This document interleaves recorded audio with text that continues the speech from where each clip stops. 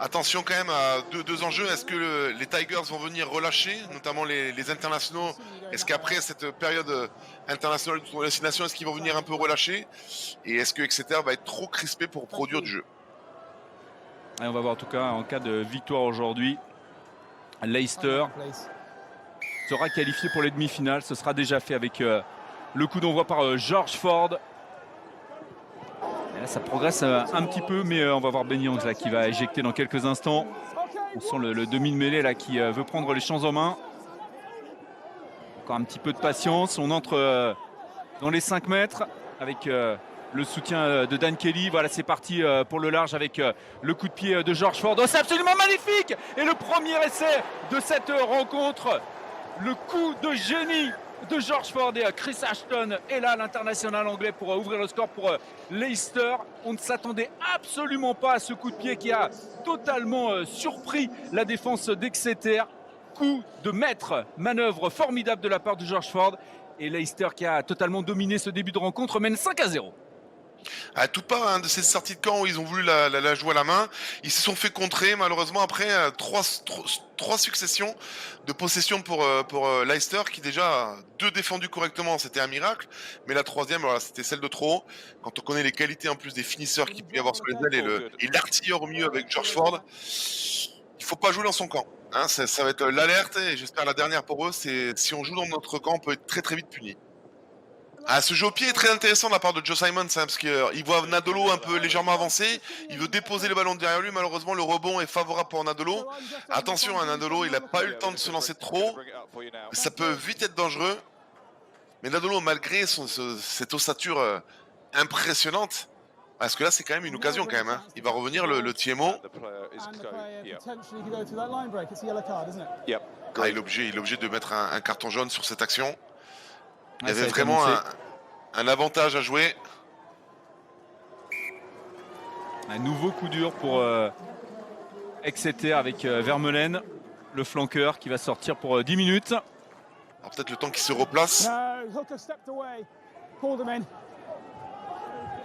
Et Riley Wells là, qui est bloqué le deuxième ligne de Leicester dans la tradition très rude. Attention de nouveau ce ballon et voilà, cette fois il va y avoir la sanction et l'essai pour les Tigers, ces petits jeux au pied là qui ont mis en danger à de nombreuses reprises l'équipe d'Exeter. Et là enfin c'est conclu. C'est totalement logique hein, de voir les Tigers mener 10-0 désormais grâce à cet essai de Freddie Stewart dont je vous parlais il y a quelques instants. L'arrière aux dimensions assez exceptionnelles, 1m96 pour 107 kg. Et là il y a un petit peu de passivité malheureusement dans la défense des Chiefs. Et même stratégique tout à l'heure que sur le lancement sur mêlée, hein, c'est-à-dire que comme il manque un centre, automatiquement on met un ailier dans la ligne de 3/4 pour défendre par rapport au nombre, et après il faut couvrir aussi. Donc du coup l'axe n'est pas couvert. Et la même situation, on est obligé de couvrir sur les ailes, donc du coup il manque quelqu'un qui couvre dans l'axe. C'est pour ça qu'il y a cette utilisation du jeu au pied de la part de Youngs. Et après, quand on connaît la qualité et surtout la grinta de Stewart, eh ben, ça fait la différence. Et pour l'instant, Leicester mène 10-0. Et maintenant 12 dans le camp des Tigers avec tout de suite les très très bons plaquages et ces lancements de jeu là qui se ressemblent les uns après les autres. Et il va y avoir le contre, énorme danger. Et là attention avec Chris Ashton qui est parti et nouvel essai pour Ashton qui va éviter le retour de Hogg et c'est son deuxième essai dans ce match, le troisième pour les Tigers. C'est trop prévisible du côté d'Exeter les lancements de jeu et là il y a eu l'interception assassine et le score est de 17-0. La domination est totale dans ce match pour le leader du championnat d'Angleterre, Leicester, qui ne laisse absolument aucune chance à une équipe d'Exeter aujourd'hui, bien décevante. On revoit hein, la même technique en première mi-temps, c'est-à-dire des joueurs qui sont pas profonds. Automatiquement, on voit le porteur de balle qui essaye de chercher, parce qu'il est verrouillé. On voit très bien la défense qui ferme, qui l'enferme. Il essaye de chercher qui est une bonne solution, mais il faudrait qu'il y ait les joueurs. C'est Ian Whiten hein, qui se fait presser, du coup qui tente la passe, puis après Chris Ashton qui vient récompenser en tout cas la montée défensive agressive de la part des Tigers.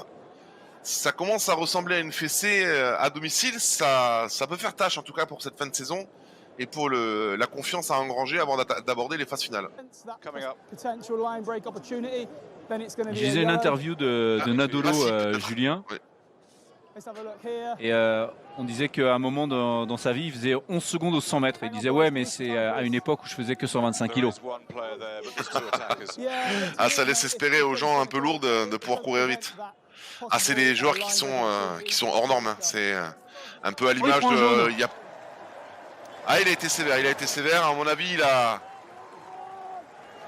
Est-ce que tout à l'heure, hein, le carton jaune donné à Vermeulen était normal, la main était vraiment vers l'avant. Il me semble un peu dur en tout cas, Monsieur Pierce, sur. Mais c'est bien pour Nadolo.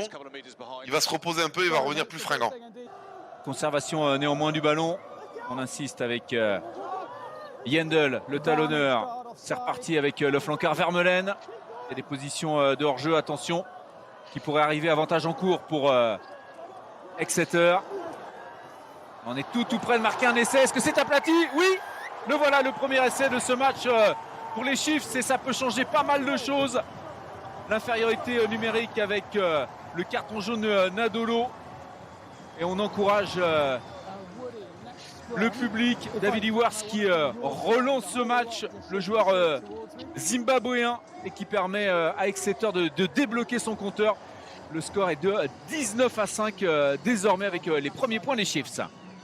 Alors on est revenu, hein, vous l'aviez annoncé, ça changerait certainement beaucoup de choses ce carton jaune de Nadolo. Et on est revenu surtout sur un jeu qui maîtrise et qui pratique très bien, c'est-à-dire un jeu avec beaucoup d'intensité, beaucoup de répétitions d'actions, et notamment des jeux directs. Finalement, on a été peu joué, alors malgré qu'il manque quand même un ailier, ils n'ont pas été chercher du large, ils n'ont pas essayé de déplacer le ballon. Par contre, on gagne toutes les collisions. La défense, au bout d'un moment, s'est mis à la faute, donc il y a eu un avantage, et après on enchaîne, et on est capable de faire suffoquer cette défense. Et Dave Ewers, hein, qui est tout un symbole, lui qui revient de l'équipe avec l'équipe d'Angleterre, marque cet essai qui va certainement relancer cette équipe d'Exeter.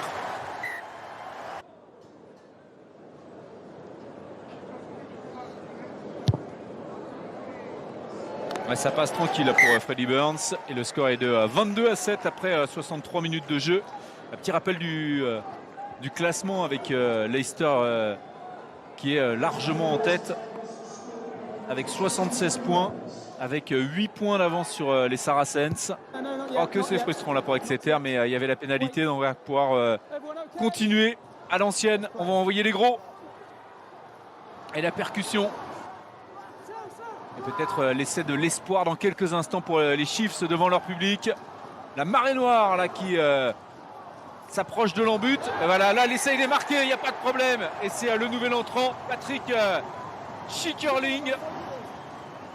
Problème de coiffeur, mais pas de problème d'efficacité pour Patrick Schickerling qui permet à son équipe de revenir à 22-12. C'est son 4e essai en 8 matchs. Et ça peut nous donner une fin de match intéressante. Et en plus, Julien, sans l'aide de l'arbitre. Sans l'aide de l'arbitre, mais en tout cas, ils ont montré beaucoup de pugnacité sur cette action. C'est une action qui maîtrise très bien, une pénalité jouée vite, même si l'arbitre les a ralentis un peu. En tout cas, on va à l'affrontement, puis après, on enchaîne par groupe de 3, de 2-3 avant. On met des coups de butoir et on a vu une défense qui ne sait plus où s'organiser, des joueurs qui, au fur et à mesure, les défenseurs sont hauts, placés hauts. Donc à chaque fois, on recule. Et quand on recule à 5 mètres de la ligne, eh ben, on le paye très vite.